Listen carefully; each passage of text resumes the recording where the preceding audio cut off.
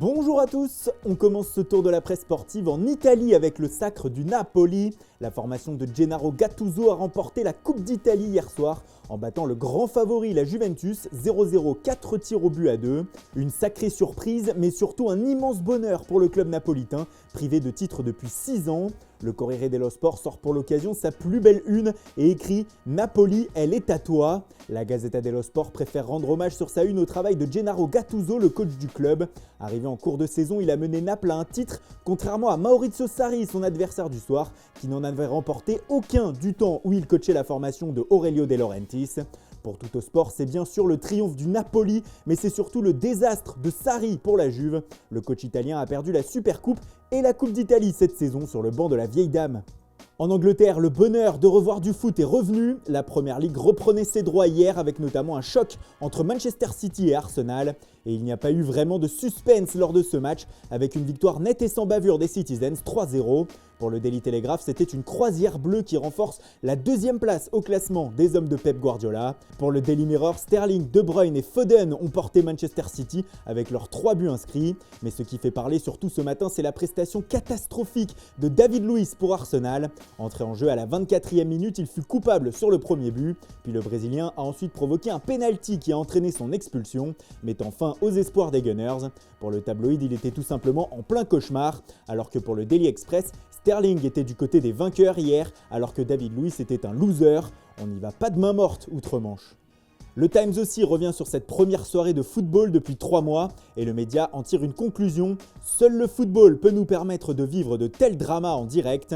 Au début de ce Manchester City Arsenal, les joueurs ont manifesté leur opposition à toute forme de racisme. Puis durant la rencontre, nous avons assisté à la grave blessure de Eric Garcia, le défenseur de City, évacué sur une civière.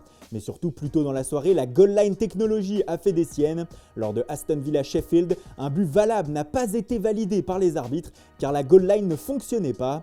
Pour le Guardian, le football a fait son retour avec une erreur hier. Le journal parle même de farce face à cette incroyable erreur de la technologie et des arbitres.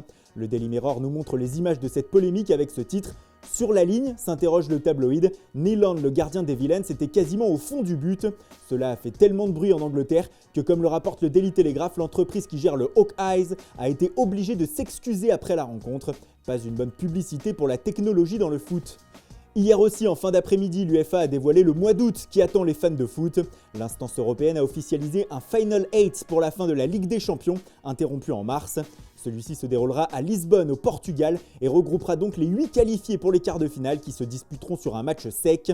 Même chose pour les demi-finales, et ce grand spectacle aura lieu du 12 au 23 août prochain. L'Espagne s'y voit déjà et Marca parle ce matin du meilleur tournoi d'été de l'histoire. Pour Sport, nous allons assister à une Super Champions au format serré, mais avant cela, les 7 et 8 août auront lieu aussi les 4 huitièmes de finale retour pas encore disputés en mars, dans les stades des équipes qui doivent recevoir, et le tout sans supporters. Eh bien ce n'est pas sûr. Hier, comme le rapporte le Parisien, le président de l'UEFA, Alexander Ceferin, a indiqué que la décision serait prise mi-juillet en fonction de l'évolution de la crise sanitaire en Europe, mais le fait d'avoir des fans dans les stades n'est pas du tout à exclure.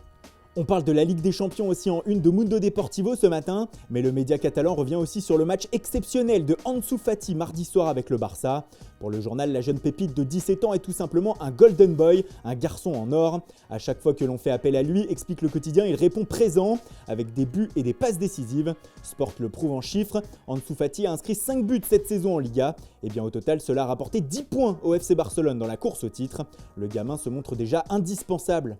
Et on termine notre tour de la presse en Italie avec une information mercato. Selon Tuttosport, l'AC Milan s'est bel et bien lancé dans la course afin de recruter l'attaquant serbe du Real Madrid, Luka Jovic. En difficulté cette saison au sein de la Casablanca, l'ancien buteur de Francfort et Benfica devrait bénéficier d'un bon de sortie. Les Milanais le savent et auraient déjà fait une proposition aux Madrilènes. Un prêt assorti d'une option d'achat de 35 millions d'euros aurait été envoyé, ce qui pourrait faire réfléchir les dirigeants du club espagnol. Voilà, c'est tout pour aujourd'hui. Merci pour votre fidélité, bonne journée à tous. N'oubliez pas, toute l'actualité des transferts est à suivre sur notre site dans notre live transfert. Et rendez-vous dès demain matin pour une nouvelle revue de presse.